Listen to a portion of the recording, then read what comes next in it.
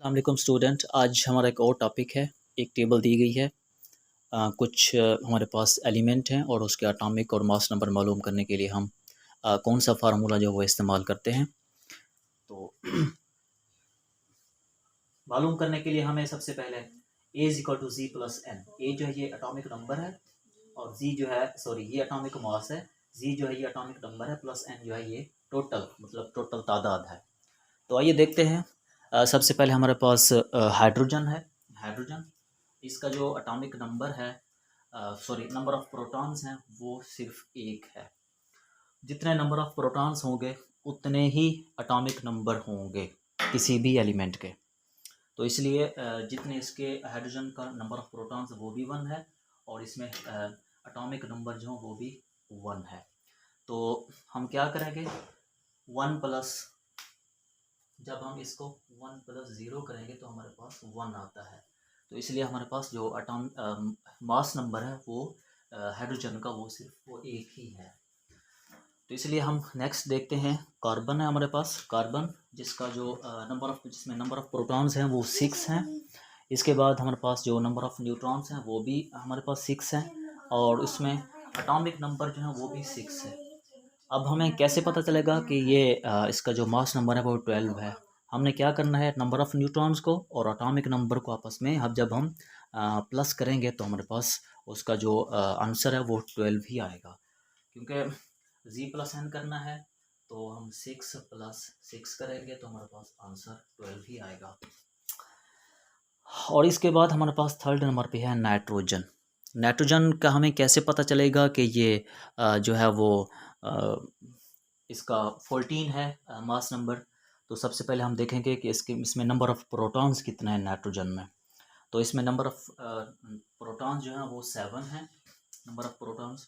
और इसमें number of neutrons कितने हैं नाइट्रोजन में, वो भी 7 है। और हमने देखा ना कि एटॉमिक नंबर कितने हैं इसमें, वो भी इसमें 7 ही हैं।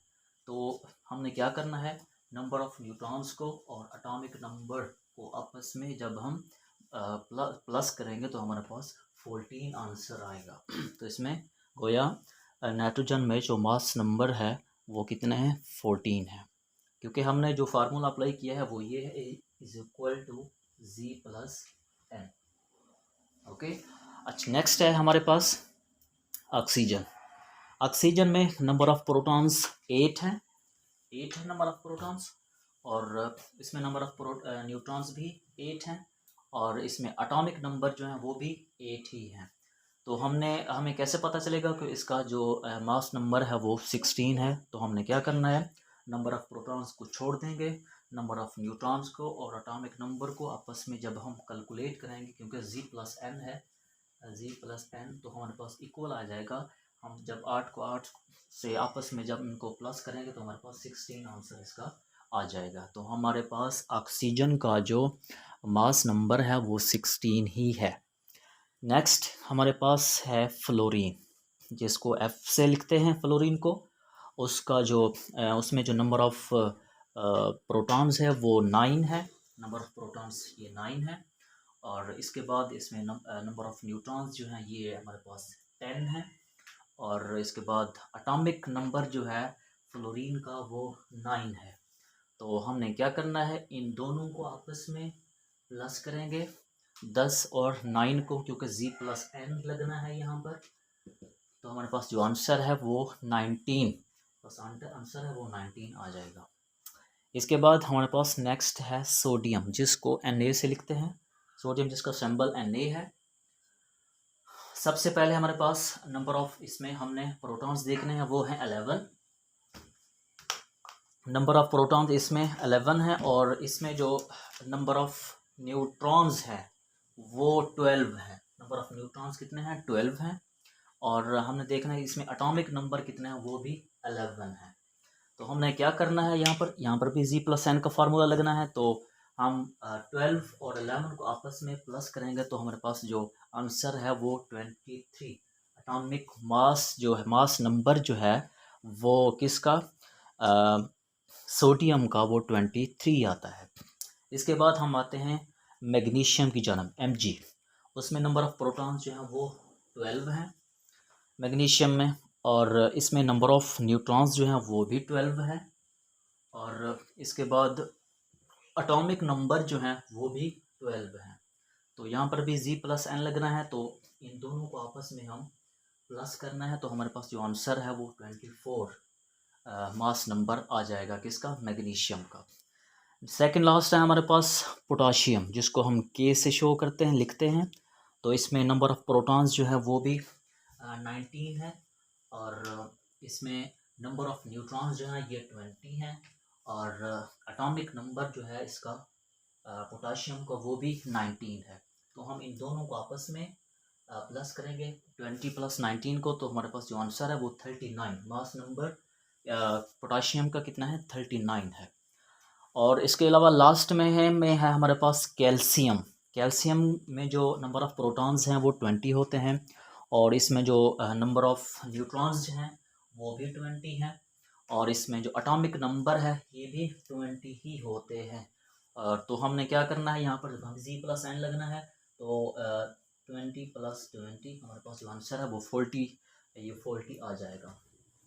तो कोई मुश्किल नहीं है, हमने सबसे पहले ये देखना है कि एलिमेंट कौन सा है, उसमें नंबर ऑफ़ प्रोटॉन्स कितने हैं, उसमें नंबर ऑफ़ न्यूट्रॉन्स कितने हैं, उसमें एटॉमिक नंबर कितने हैं। तो आपको मैं बताता चलूँ कि जैसा कि ये कार्बन है, नंबर ऑफ़ प्रोटॉन अगर इसके 6 हैं, नंबर ऑफ़ प्रोटॉन अगर इसके 6 हैं, तो इसमें एटॉमिक नंबर भी 6 ही होंगे। इस तरह जैसा कि ऑक्सीजन है, इसका जिसमें नंबर ऑफ़ प्रोटॉन्स अगर 8 हैं, तो इसमें एटॉमिक नंबर भी इसका 8 ही होगा। इसके अलावा कोई और देख लें, जैसा कि सोडियम है, अगर इसका नंबर ऑफ़ प्रोटॉन्स जो हैं 11 हैं, तो और उसके अलावा आप देख लें एटॉमिक नंबर भी इसका 11 ही होगा। तो इसलिए जब हम इनको आपस में कैलकुलेट करेंगे, हम मास नंबर मालूम करने के लिए, तो हम कौन सा फार्मूला अप्लाई करते हैं, Z+N का। ये Z+N का फार्मूला अप्लाई करते हैं, E = Z+N। तो हम मतलब सम करते हैं, टोटल करते हैं Z+N को। तो इस तरह हम लास्ट में देख लेते हैं, कैल्शियम है, इसका जो नंबर ऑफ़ प्रोटॉन्स हैं वो भी 20 हैं, और इसका जो मास नंबर है वो भी 20 है।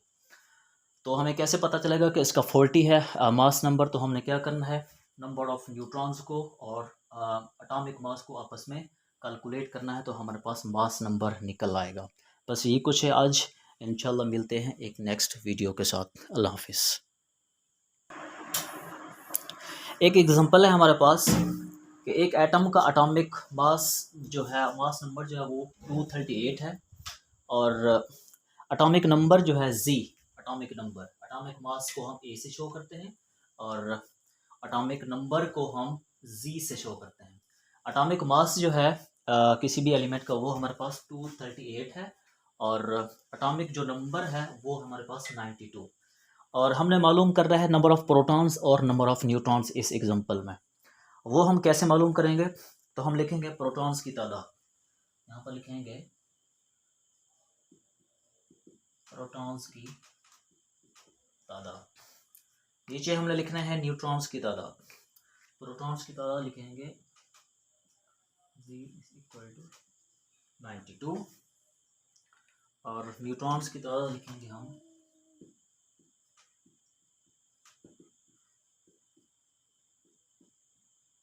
N = A - Z। तो हमने क्या करना है, हमारे पास जो N है वो है 238, और जो Z है हमारे पास वो है हमारे पास 92। जो हमारे पास बाकी रहता है वो है 146। ये हमारे पास आंसर हमने मालूम कर ली है प्रोटॉन्स और न्यूट्रॉन्स की तादाद को। हमने सबसे पहले क्या किया, एटॉमिक मास जो है वो हमारे पास 238 है, और जो एटॉमिक नंबर है जिसको हम Z से शो करते हैं हमारे पास 92 है। हमने मालूम क्या करना था, प्रोटॉन्स और न्यूट्रॉन्स को हमने मालूम करना था। तो सबसे पहले हमने प्रोटॉन्स की तादाद लिखी, वो हमारे पास कितने हैं, 92 है, और न्यूट्रॉन्स की तादाद लिखी, उसको हम कुछ इस केमिकल इक्वेशन में लिखेंगे। तो हमने सबसे पहले N मालूम किया, वो हमारे पास 238 थे, और इसके साथ हमने Z हमारे पास वो 92 थे। तो हमने इसको 238 में से 92 को जब हमने माइनस किया, निकाला, तो तो हमारे पास 146 रिमेनिंग बाकी रह गया। तो हमें ये इसकी जो कीमत जो है वो मालूम हो गई। इंशाल्लाह मिलते हैं एक नेक्स्ट वीडियोज़ के साथ। अल्लाह हाफ़िज़।